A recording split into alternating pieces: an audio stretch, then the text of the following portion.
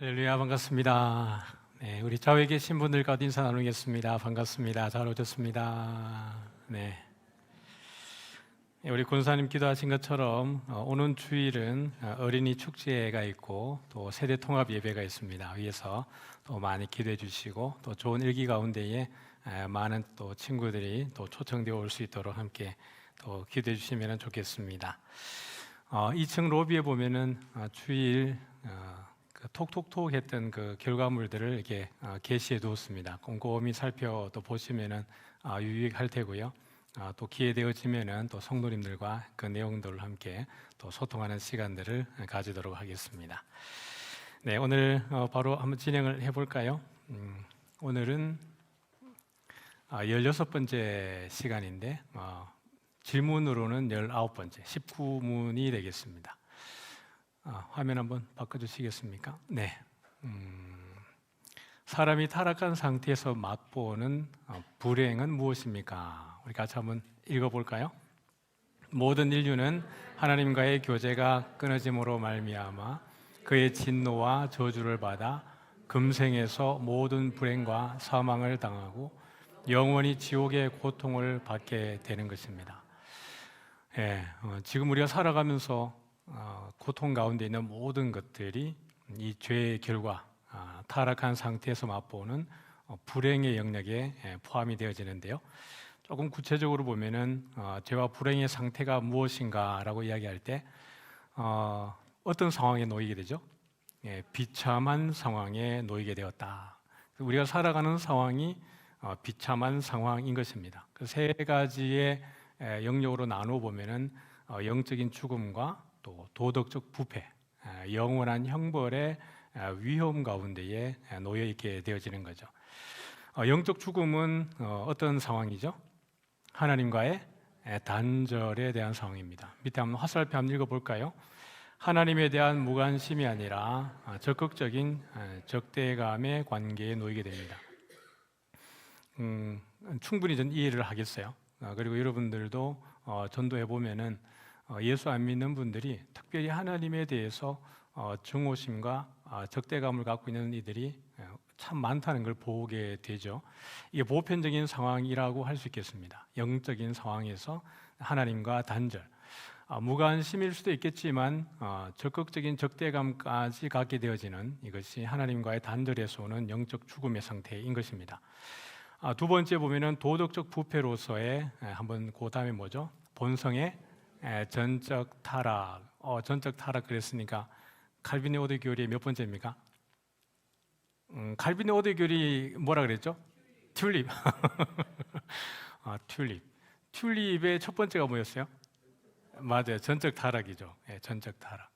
여기 보면은 도덕적 부패에 있어서 본성의 전적인 타락, 전적인 부패가 이루어진 상황입니다.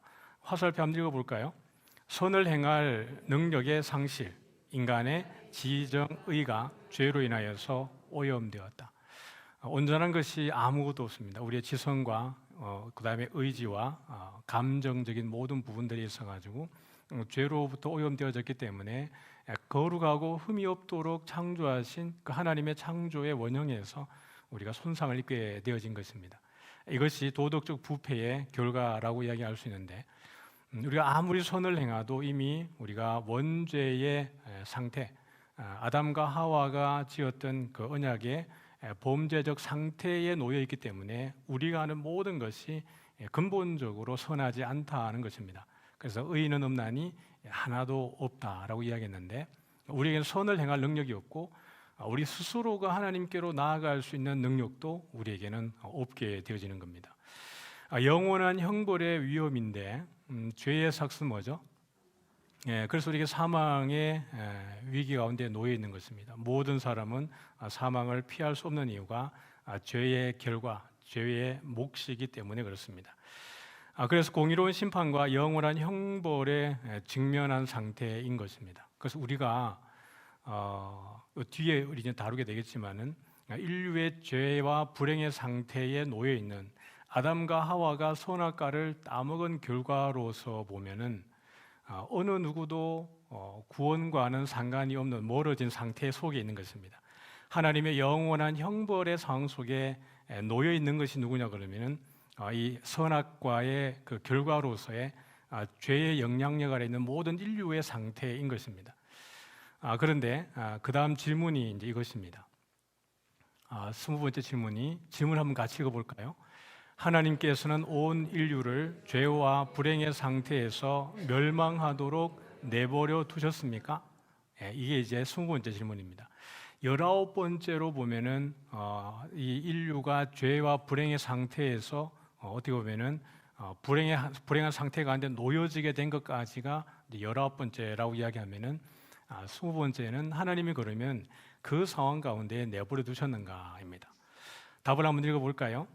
하나님께서는 자신의 선하신 뜻대로 영원 전부터 어떤 자들을 영생 얻게 하시려고 선택하셨습니다. 그리고 은혜 언약을 세워 구속자로 말미암아 그들을 죄와 불행의 상태에서 건져내어 구원의 자리에 이르게 하셨습니다.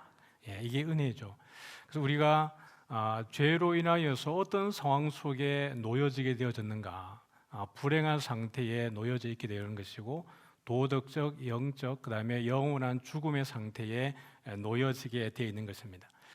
근데 하나님이 그 가운데에서 그냥 내버려 두고 멸망하도록 내버려 둔 것이 아니라 하나님께서 그 기쁘신 뜻대로, 선하신 뜻대로 영원 전부터 여기 보면 어떤 자들을 영생 얻게 하시려고 뭐 하셨어요? 선택하셨다. 모든 사람이 아닙니다.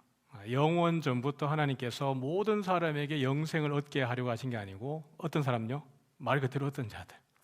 우리가 알 수는 없지만 모든 사람들이 아닌 어떤 자들이라고 이야기하고 있는 것입니다. 이 어떤 자들의 범주는 하나님께서 선택하신 그 영역에 들어가 있는 사람들에 대해서 이야기하기 위해서 어떤 자들이라고 이야기하고 있는 것입니다. 그러면서 은혜의 언약을 세워서 누굴 보내셨습니까? 구속자를 보내주신 것입니다. 우리의 중보자 그리스도를 보내주셔서 죄와 불행의 상태에서 어떻게 하죠? 건져내었다 이렇게 합니다. 그래서 우리가 주일 우리가 설교를 들었을 때에 천사들도 흠모할 만한 우리의 구원이라고 이야기할 때 천사들이 우리의 구원에 대해서 참 신비롭게 생각하고 참 자세히 살펴보고 흠모할 만한 이유는 그들에게는 건짐받는 은혜가 없기 때문에 그렇습니다. 천사들은 하나님을 대적하고 난 이후에 천사들을 위해서 인자가 십자가에 달리는 일이 없습니다. 그 천사들을 구원해내시기 위해서 하나님이 별다른 방법을 그들에게 제시하지 않으셨습니다. 천사들이 하나님을 대적했을 때 그것은 우리가 사탄, 귀신, 마귀라고 이야기하는데 그들에게 주어지는 것은 영원한 형벌, 영원한 멸망밖에는 없는 것입니다. 그런데 하나님께서 영원 전부터 어떤 자들을 구원하시기로 선택하시고 하나님의 은혜 언약을 통해서 메시아, 구속자를 보내주셔서 우리를 건져내셔서 그의 사랑의 아들의 나라, 구원의 자리로 이르게 하시는 것이 하나님의 은혜입니다. 그래서 멸망의 자리에 내버려두지 않고 그 가운데에서 하나님이 선택하신 것, 예정하시고 선택하시는 은혜가 있었다라는 것입니다. 어떤 자들을 영생 얻게 하시려고 선택하셨다라고 이야기했는데 우리 1번 한번 읽어볼까요? 하나님의 선하신 뜻과 주권입니다. 이것은 어떤 자들을 영생 얻게 하려고 하시는 것 자체가 하나님의 선하신 뜻과 주권인데요. 첫 번째 하설표 한번 읽어볼까요? 하나님의 선하심과 사랑에서 비롯된 기쁨입니다. 하나님이 누구를 선택하시는가? 그것은 하나님 자신의 선하신 뜻인 것입니다. 우리가 밑에 두 번째 보면은 영원 전부터의 선택 예정이라고 하는 부분에 보면은 두 번째 화살표를 한번 읽어볼까요? 시작. 구원이 인간의 행위나 공로에 기초한 것이 아니다.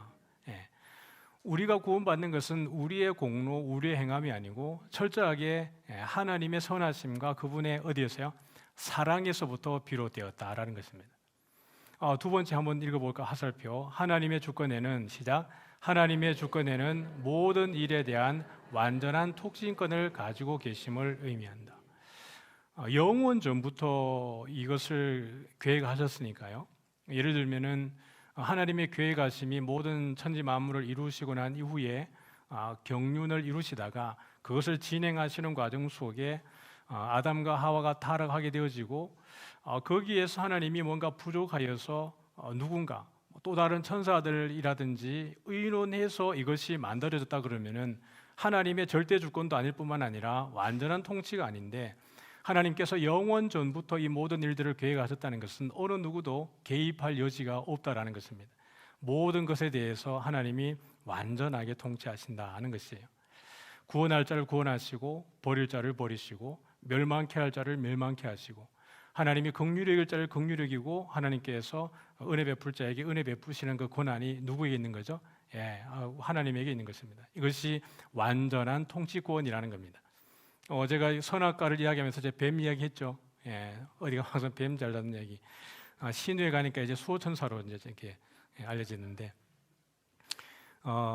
하나님이 선악과를 만들어졌을 때 그 선악과를 허용해 두시는 이유에 대해서 제가 설명하면서 이 뱀을 제가 아무리 이 만을 잡아놔도 풀어 헤쳐놔도 염려하지 않는 것은, 이 푸는 자가 완전한 어떻게 합니까? 이 통치권이 푸는 자에게 있기 때문에 그렇습니다. 모든 것을 다스릴 만한 능력이 이 땅꾼에게 있기 때문에 뱀을 풀는 거예요.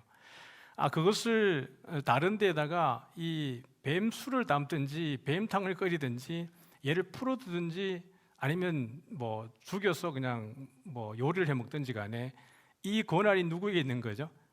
땅꾼에게 있는 겁니다. 모든 것에 대해, 이 세상의 모든 통치권에 대해서 완전한 주권을 갖는 게 누구냐 그러면 우리 하나님이십니다. 그러므로 우리의 이 예정하심과 선택하신 이 모든 것이 하나님의 주권 안에 있다라는 것입니다.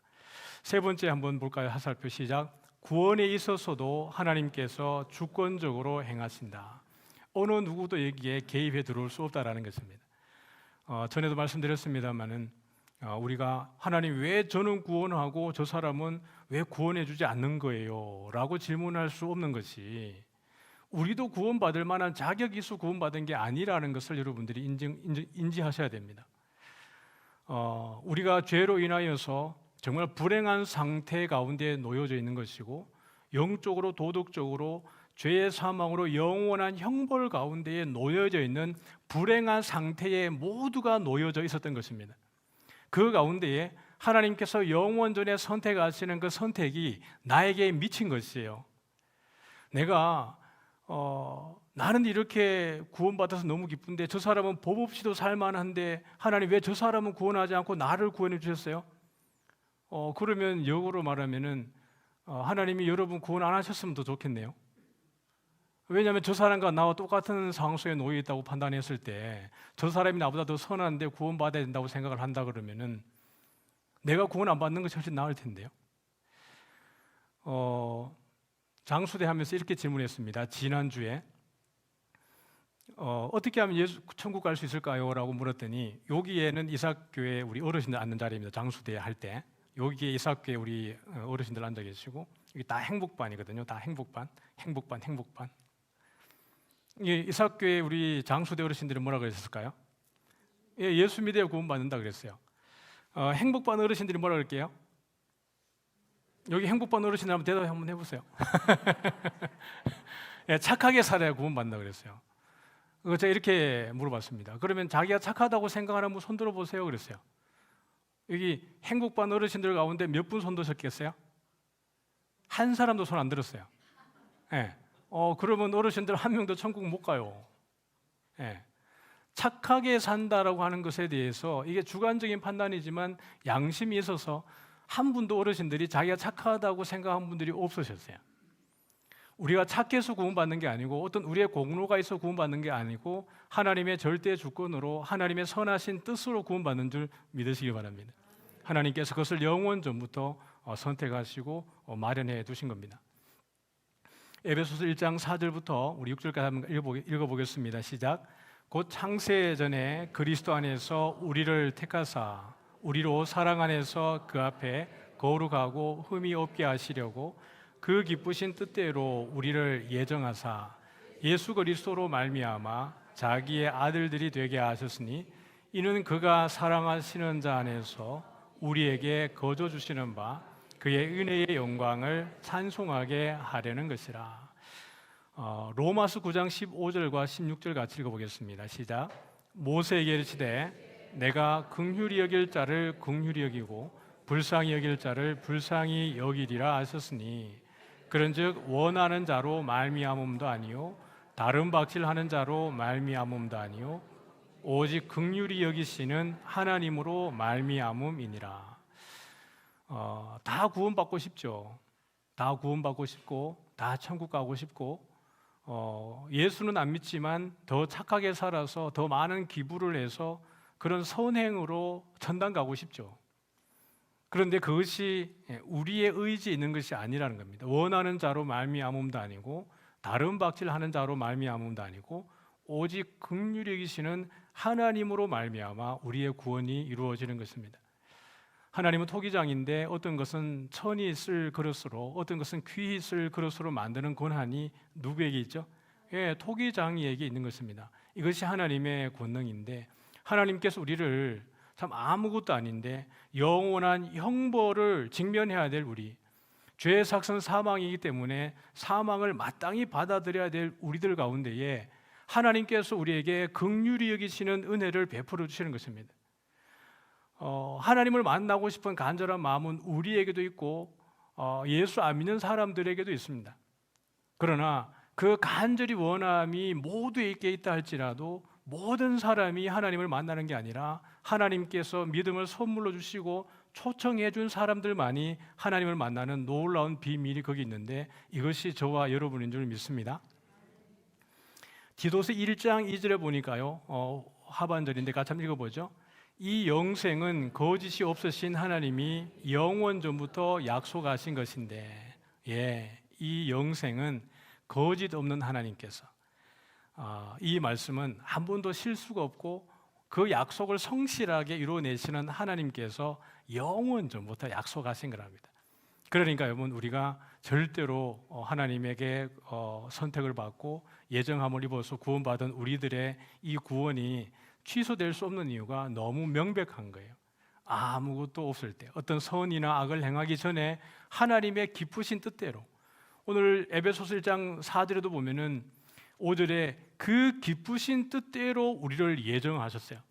그리고 6절 하반절에 보면은 우리에게 거저 주시는 바입니다. 우리는 어떤 대인 관계를 할 때, 관계를 맺을 때 give and taken, 내가 주면 뭔가를 받아야 되고 또 받은 사람은 뭔가 주기를 바라고 뭔가 우리 안에 이런 그 주고받는 것에 대한 대가에 대한 기대감이 있는 것이지만은 하나님이 우리에게 구원을 주실 때에 아무런 대가가 없었습니다. 그러시면서 하나님이 우리에게 원하시는 것은 무엇이냐 그러면은 6절 하반절에 보면 그의 은혜의 영광을 뭐 하시는 겁니까?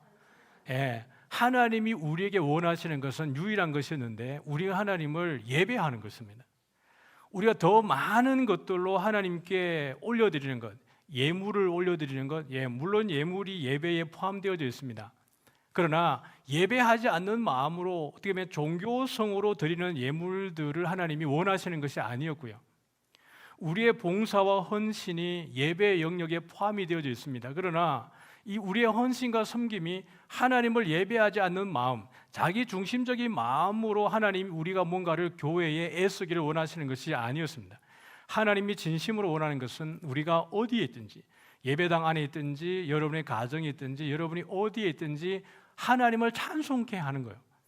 무엇 때문에 찬송하는 거죠? 나 같은 죄인이 마른 막대기보다 못한 나 같은 죄인을 주님께서 자기의 기쁘신 뜻대로 거저 주시는 은혜에 의해서 구원하시는 그 구원에 대해서 감사하고 기뻐하고 찬송하는 것. 하나님이 이것을 위해서 저와 여러분을 구원해 주신 줄 믿으시기 바랍니다. 그 속에 우리의 예배가 있는 것이고 우리의 섬김과 헌신과 아름다운 교제가 있는 것입니다. 이 모든 부분이 하나님의 절대 주권입니다. 그 불행한 상태에 던져두지 않고 그 가운데서 건져내셔서 메시아를 보내주시고 그 하나님의 사랑의 아들의 나라로 옮겨주시는 이 모든 것이 하나님의 절대 주권 안에서 이루어지는 일들인 겁니다. 하나님의 위대하심인 거죠. 은혜의 둘째로 보면 은혜의 언약을 통해서 구속자를 세워주셨습니다. 은혜의 언약이 무엇인가? 한번 우리 첫 번째 하설표부터 한번 읽어볼까요? 시작. 하나님께서 자신의 백성과 맺으신 관계. 이건 우리 입장에서 맺는 게 아니거든요. 왜 은혜가 되냐 그러면은 우리는 사실 자격이 없는 거잖아요. 아담과 하와가 선악과를 먹고 난 이후에 어떻게 하나님께 손을 내밀겠어요? 손을 내밀 수 있는 처지가 아니에요. 그런데 손을 내밀어 주신 이가 누구이십니까? 하나님 쪽에서 손을 내밀어 주신 거예요. 우리로서는 도무지 하나님께로 나아갈 수 있는 길이 단절되어 버렸는데 하나님께서 그 길을 올 수 있도록 우리의 손을 내밀어 주시고 방편을 준비해 주신 이가 하나님이십니다. 베드로가 예수님을 부인하고 난 이후에 정말 그가 예수님께로 나아갈 수 없을 때에 예수님께서 다가오셔서 베드로를 만나 주시는 거거든요. 그것이 은혜인 것입니다. 두 번째 보면은 같이 한번 보죠. 시작. 아담의 타락 이후 베푸신 계획입니다. 역사적 인물들을 통해서 점진적으로 펼쳐졌고 뭐죠? 그리스도 안에서 뭐가 됐습니까? 완성되어졌다는 겁니다. 아담 타락 이후에 베푸르신 그 은혜의 언약이 점진적으로, 그래서 여러분 계시의 점진성, 그다음에 계시의 발전, 이런 이야기를 하는 겁니다. 최초의 이런 복음이 창세기 3장 15절에 있죠. 어떤 내용인지 아시죠? 여인의 후손이 뱀의 후손의 머리를 상하게 하고 뱀의 후손은 여인의 후손의 발꿈치를 상하게 한다, 이 얘기가 있죠. 이것을 우리는 원시복음이라 그래요. 원복음이라고도 이야기하고 원시복음이라고 이야기합니다. 그런데 여러분 그 가운데에 창세기 3장 15절이 그냥 그 자체만으로 딱 봤을 때 다른 내용이 전혀 없다고 한번 생각을 해봐요. 그러면 그것이 원시복음이 될 수 있어요, 없어요? 없어요. 그리스도가 오셔서 그것을 해석해 주시니까 이것이 그리스도가 오시는 것에 대한 예언적 메시지구나라는 것입니다. 그리고 노아를 통해서 모세를 통해서 선지자들을 통해서 점진적으로 계시가 확장되어지는 겁니다. 점점 더 분명하고 선명하게 예고되어지는 거죠. 지난주 우리가 성찬식을 했고 고난주간 이야기할 때 이사야 53장에 대한 이야기를 했습니다. 그 53장은 고스란히 그리스도에 대한 예언적 메시지였어요. 창세기 3장 15절에 비하면 이사야 53장이 훨씬 더 많은 정보를 우리에게 보여주고 있는 것입니다. 그것을 통해서 우리는 계시가 점진적으로 발전한다라는 것입니다. 선지자들보다는 우리가 어떻습니까? 훨씬 낫죠. 선지자들보다는 제자들이 더 많은 걸 보았고요, 제자들보다는 우리가 더 많은 것들을 보고 있습니다. 그들이 순교하고 난 이후에 여전히 우리가 그 메시지를 가지고 있고 교회가 어떻게 성장하고 있고 어떻게 땅끝까지 확장되어지는지를 우리는 목격하고 있기 때문에 그렇습니다. 계시가 발전되는 거죠. 역사적 인물을 통해서 점진적으로 펼쳐졌지만 완성된 것은 누구에게서 완성된 겁니까? 그리스도 안에서 하나님의 계획하심이 1.1액의 오차도 없이 완성되어졌다라는 것입니다. 세 번째 한번 읽어보죠. 시작. 행위 언약과 달리 은혜 언약은 인간의 실패에도 불구하고 하나님께서 스스로 성취하시겠다고 약속하신 언약입니다. 행위 언약은 첫 번째 아담과 맺었던 이 언약은 선악과를 따먹는 즉시로 그 영향력들이 드러나게 되어졌고 그 영향력이 지금까지도 원죄로 인하여서 영향을 미치고 있습니다.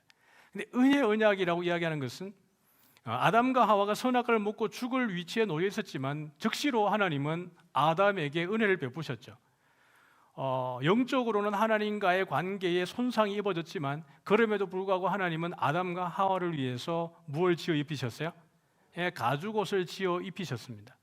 즉시로 그들을 죽인 것이 아니라 여전히 아담과 하와를 사랑해 주시는 그 하나님의 은혜가 즉시로 베풀어진 것이죠. 그래서 오늘 우리가 이후에도 하나님께 선택하신 자들이 우리가 뭐 사사기를 보든 또 여러 가지 이스라엘 역사를 통해서 보지만은 늘 실수하고 넘어지지만은 그런다고 하여서 하나님이 그것을 잘라내 버리는 것이 아니라 연단하고 시험하여서 다시 그 자리로 하나님의 사랑의 품에 안아주는 것을 볼 수 있습니다. 성령의 내주하심을 우리가 입고 살아가지만은 늘 우리가 죄 가운데 노출되어지는 것이고 치열하게 싸우되 죄와 싸우되 피 흘리기까지 싸우잖아요.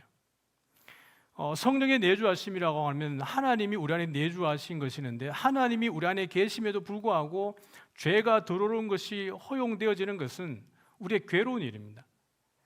그럼에도 불구하고 이런 치열한 영적 싸움 가운데서 우리가 더욱더 하나님을 의지하고 하나님을 신뢰할 수밖에 없는 것인데 왜냐하면 하나님이 우리를 놓아버리지 않기 때문에 그렇습니다.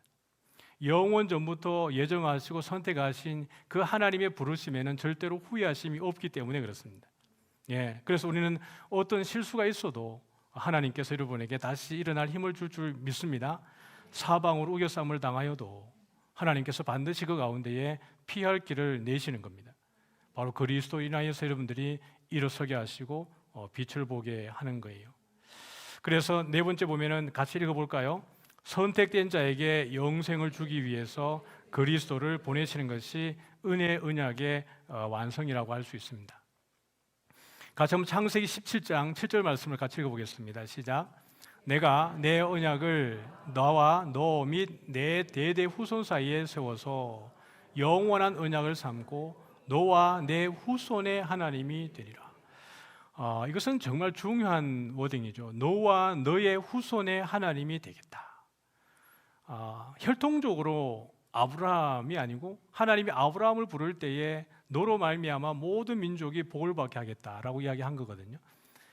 유대인들은 아브라함을 자기들의 조상이라고 생각하고 있고 자기들의 선민 사상을 갖는 데 있어서 아브라함의 혈통적 후손이라고 이야기하지만 그들은 뭔가 잘 못 보고 있는 거죠. 왜냐하면 하나님이 아브라함을 불러서 아브라함에게 주신 복이 뭐냐 그러면은 너로 말미암아 모든 민족이 복을 받을 것이라고 이야기한 거예요.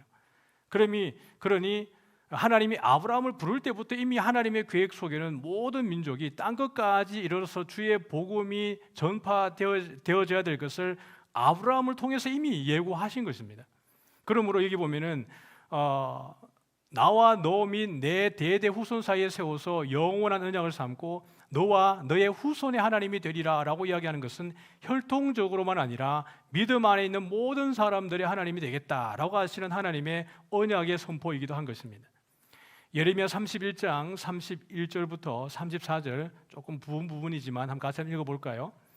여호와의 말씀이니라. 보라, 날이 이르리니 내가 이스라엘 집과 유다 집에 새 언약을 맺으리라.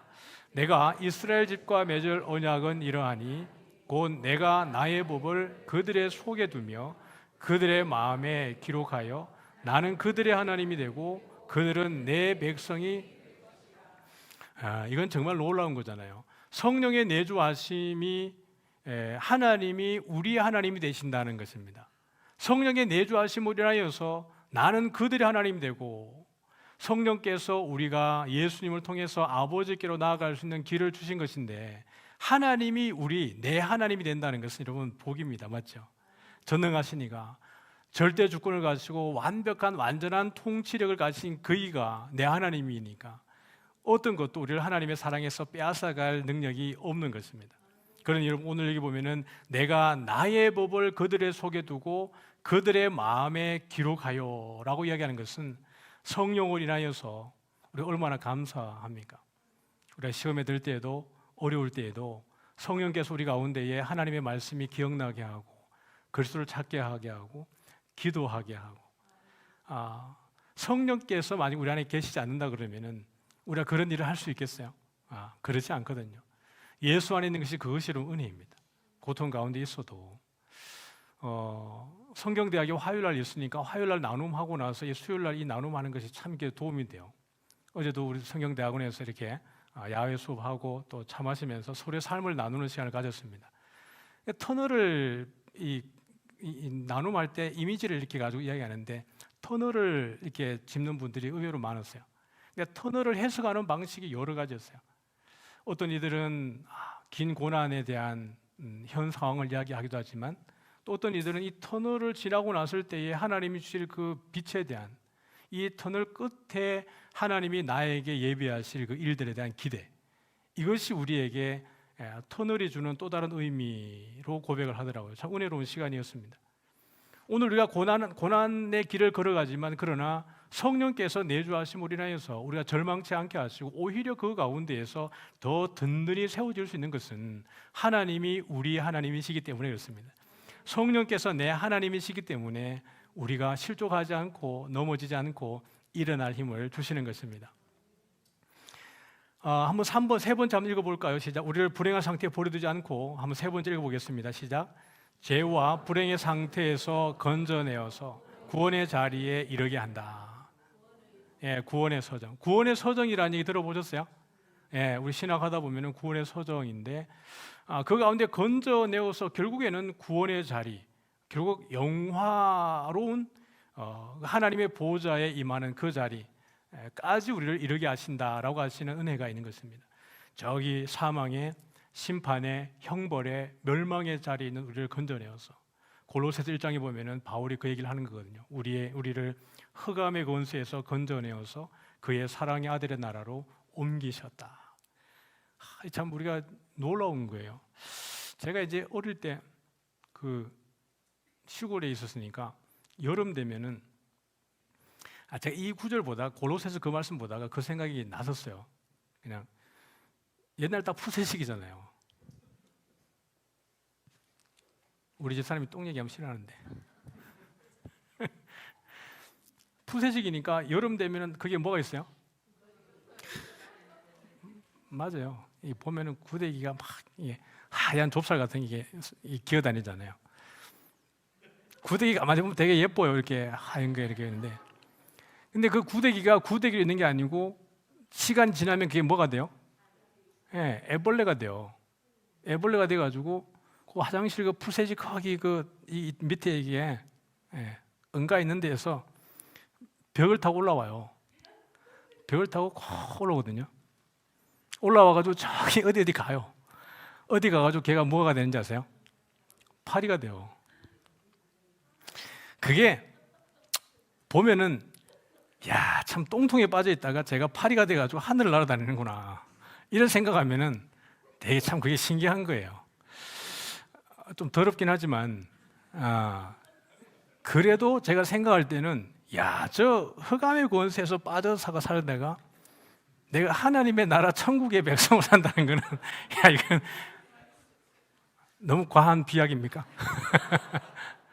그런 묵상을 제가 해봐서 드렸습니다. 옛날에. 오늘 우리가 놓여 있는 상황이 그것보다 깨끗할까? 구데기는 그 하얀 구데기는 그게 지 밥입니다. 거기서 그게 자기의 본향처럼 살아가는 거예요. 어쩌면 거기에다가 우리가 파리를 못 생기게 하기 위해서 뭐 합니까? 햇가루를 뿌리잖아요. 석회를 뿌려가지고 그 구데기를 딱 그냥 죽여요. 근데 그러기 전에 이제 얘네들이 올라와서 하늘을 나는 파리가 된단 말이에요. 우리가 살아가는 것이 과연 그보다 깨끗한 세상을 살고 있는 걸까? 하나님이 구원해주지 않는다 그러면은 영원히 그게 자기의 세상인 줄 알고 그게 자기의 밥인 줄 알고 자기의 양식으로 거기 살다가 그냥 거기서 끝나는 게 똥통에 빠져있는 구더기들의 인생인 겁니다. 우리 인생이 그러한 인생인데 하나님이 건져내어서 사랑의 아들의 나라로 하나님의 자녀로 삼아주신 이것은 놀라운 비약일지 모르겠지만 제가 볼 때는 그런 묵상이 되어졌어요. 우리가 그런 존재이구나. 나와 보니까 그것이 더러운 줄 알고 위험한 줄 알고 위기인 줄 알고 무서운 줄 아는데 거기 있을 때는 그것이 너무나 좋은 줄 알고 그게 자랑인 줄 알고 영웅스럽게 죄를 지으면서도 부끄러운 줄 모르고 자랑하고 그렇게 살아가는 이 세상 사람들의 행태를 한번 보세요. 군대 있을 때 보면은 회식 가면은 1차 가고 2차 가고 3차 가고 갑니다. 그럼 저는 술을 안 먹으니까 1차도 보고 2차도 보고 3차도 보고 다 보는 거예요. 안 갈 수 없으니까 다 따라가 보는데 그것은 그냥 개 돼지들만도 못한 겁니다. 3차까지 가면은 거의 개가 되는 겁니다. 물론 30년 전의 일입니다. 그런데 그 사람들이 다음 출근하고 나면은 그게 부끄러운 줄 모르고 어떻게 합니까? 그걸 자랑하는 거죠.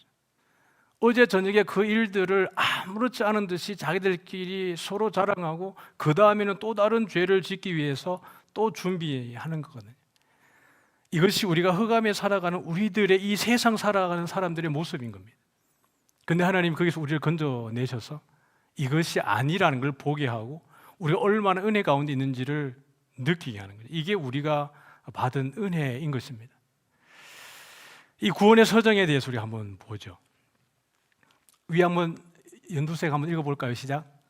키아즘 구조로 암기해 봅시다. 구원의 서정에 대해서는 여러분 이제 공부를 많이 하셨을 텐데 키아즘 구조가 뭐냐 그러면은 그 하얀 글자로 제가 적어놨는데 헬라어 알파벳 영어로는 X 같지만 헬라어로는 발음이 키입니다. 키. 그래서 X 형태로 이루어지는 그 구조를 키아즘 구조라 그래요. 오늘 제가 여러분에 보여드리는 것은 사실 이 의미상이 아니고 암기하기 좋도록 하기 위해서 제가 이거 보여드릴 텐데, 그 전에 제가 퀴즈 하나 딱 드리고, 이 뭐 있죠? 네, 퀴즈. 선물. 이게 얼마짜리인지는 몰라요, 근데 제가 받은 건데요. 신우에 예배 갔다가 이게 주신 거라서 얼마 들었는지 몰라요. 여기 스타벅스 상품권이거든요. 칼빈의 5대 교리를 다 외울 수 있는 사람 손 들어보세요. 순서대로, 튤립 순서대로. 기억자 빼고. 10초 기회 드리겠습니다. 요거 못 맞추면 다음 주에 다른 걸로 이제 퀴즈 낼게요. 10, 9. 네, 권사님. 노권사님.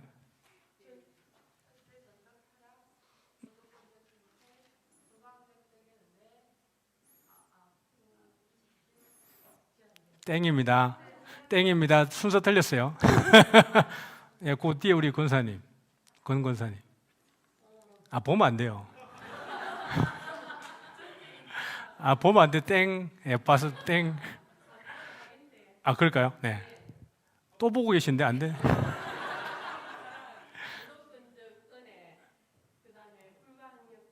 땡. 예. 튤립 순서 튤립. 자, 됐습니다. 네. 다음 주에 그렇죠. 한번 같이 해볼까요? 첫 번째 시작. 튤립의 T 뭐죠? 첫 번째 전적 타락. 두 번째는요?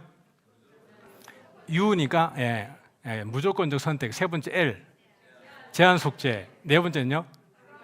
불가항력적 은혜. 다섯 번째는요? 성대.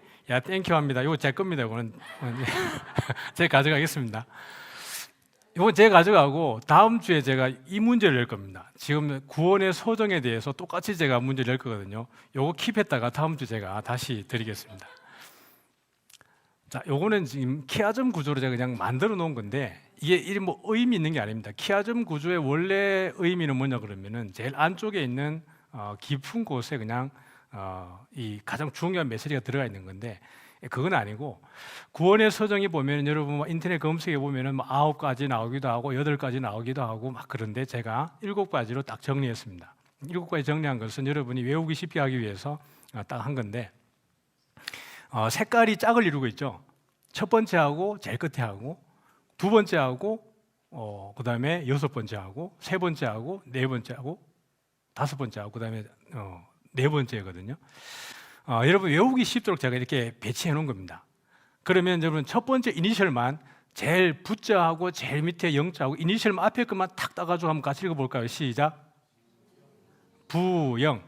부영으로 외우세요. 아시겠죠? 부영이 뭔지 아십니까? 부영 아파트.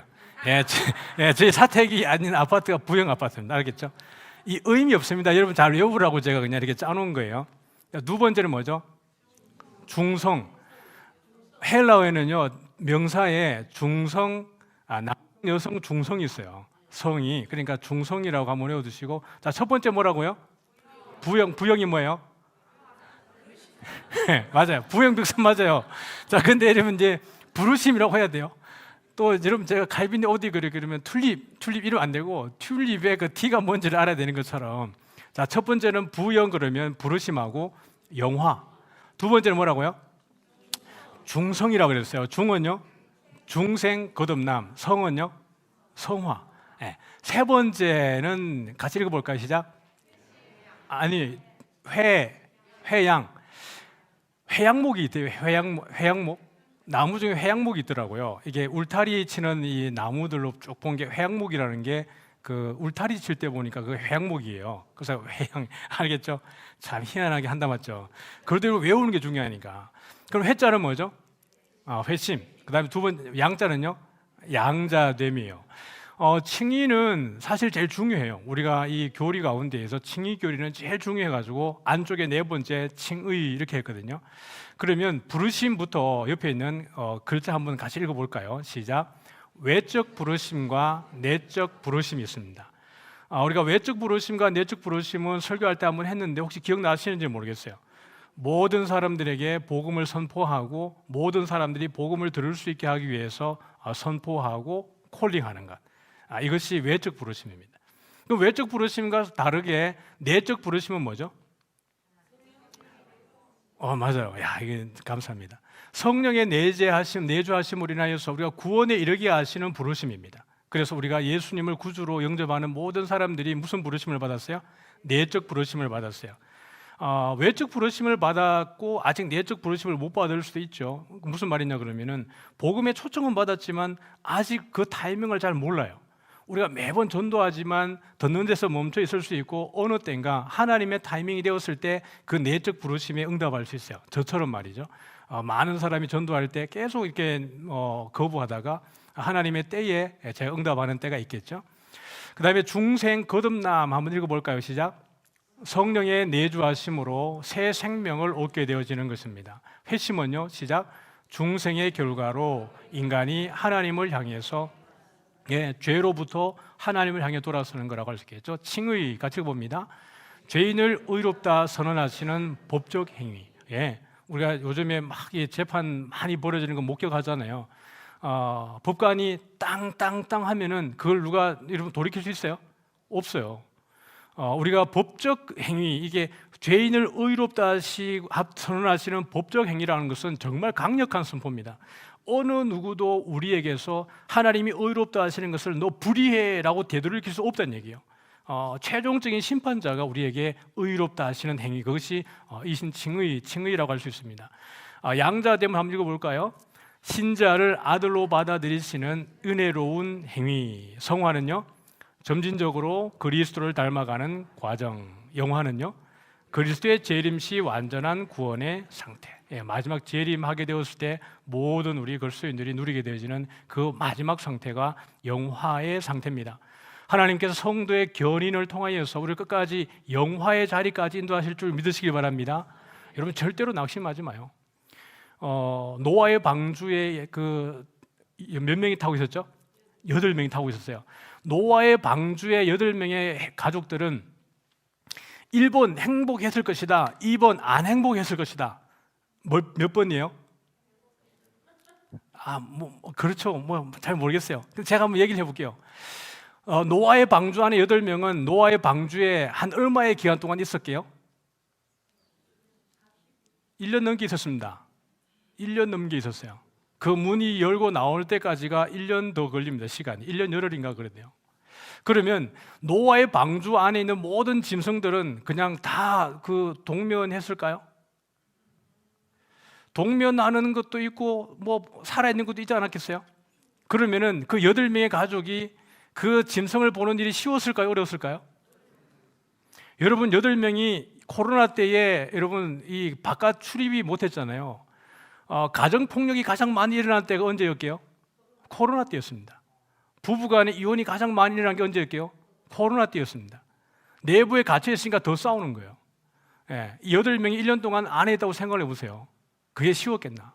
저는 그런 생각 가끔 해보거든요. 이 8명 가운데 한 놈 정도는 이런 생각을 하지 않았을까? 야, 저 사람들이 죽을 때 같이 죽어버릴걸. 이런 생각 하지 않았을까요? 그런 생각 안 들었을까요? 가족들 간에 항상 행복했겠어요? 근데들은 보세요. 치고받고 싸우고 힘들어도 방주 안에 있어요. 방주 안에 있으니까 방주 문이 열려졌을 때에 그들이 새 하늘과 새 땅을 보는 거예요. 우리가 넘어져도 누구 안에 있어요? 예수 안에 있어요. 싸우고도 어디 안에 있어요? 예수 안에 있어요. 우리가 치고받고 싸우고 나는 교회 안 나갈래 그렇게 해도 누구 안에 있다고요? 그리스도 안에 있어요. 그러다 보면 우리가 모두가 결국에 어디까지 가죠? 천국까지 가는 거예요. 이것이 성도의 견인입니다. 하나님께서 끝까지 우리를 하나님의 나라로 인도하시는 이 구원의 서정에서 마지막이 영화입니다. 그러므로 여러분들이 고난의 때를 지나가고 있어도 물론 힘들지만 그런 가운데 소망 가운데 영혼의 닻을 내리고 흔들리지 말고 끝까지 든든히 서 있기를 주의 이름으로 축복합니다. 다음 주에 뭐 퀴즈 낸다고요? 구원의 서정 이거 낸다고요. 자, 이제 외워볼까요? 뭐라고요? 아니 앞에 것만 하면 뭐예요? 시작. 부영 벽산 아파트를 외우세요. 부영 벽산 아파트. 부르심, 그 다음에 영화, 알겠죠? 자, 두 번째는 뭐냐 그러면은 중성. 남성, 여성, 중성. 그럼 중자는 뭐죠? 중생. 그 다음에 뭐죠? 성자는 성화. 중성. 세 번째는 뭐예요? 예, 맞아요. 회양이요. 회양목을 생각하세요. 울타리 나무 회양목을 생각하세요. 해자는 뭐죠?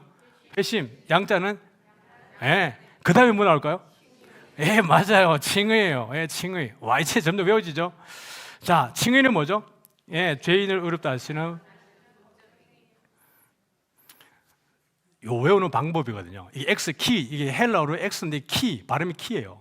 그래서 여러분들이 집에 종이에다가 이 A4 종이 있잖아요. 오늘 집에 가가지고 그냥 X 쫙쫙 그으세요. X를 크게 그리시고 그 다음에 뭐 하세요? 여기 보면은 그냥 앞에 이니셜만 딱 적어요. 자, 다시 처음에 시작. F형 맞아요. 두 번째는 중성, 세 번째는, 네 번째는 자, 됐어요. 자, 부는 뭐게요? 부르심. 그 다음에 영은요? 자, 중은 중생. 그 다음에 성은 성화. 회는 회심. 그 다음에 양은 칭은 네, 맞아요. 이게 이제 X 딱 해가지고 탁탁탁 하다 보면 이렇게 돼요. 다음 주 퀴즈 낼 때 이렇게 할 거거든요. 아시겠죠? 그래가지고 부영, 중성, 회양, 칭의 이렇게 하면 돼요. 예, 이렇게 하면 되고 오늘 못 맞춘 갈빈 오디기를 해야 되겠죠?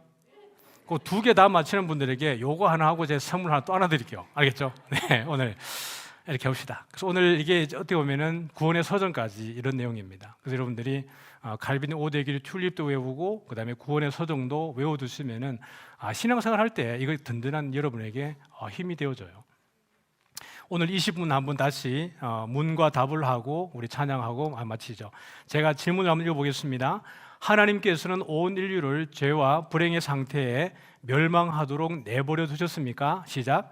하나님께서는 자신의 선하신 뜻대로 영원 전부터 어떤 자들을 영생 얻게 하시려고 선택하셨습니다. 그리고 은혜의 언약을 세워 구속자로 말미암아 그들을 죄와 불행의 상태에서 건져내어 구원의 자리에 우리 찬양팀 나올까요? 하나님은 우리를 버려두지 않고 또 여러분이 홀로 있을 때에도 절대로 여러분이 홀로 있지 않고 성령께서 우리를 고아와 같이 버려두지 않고 우리와 함께 하시겠다라고 이야기하셨습니다. 아브라함의 하나님이 우리 하나님이고 우리 모두의 하나님이십니다. 할렐루야.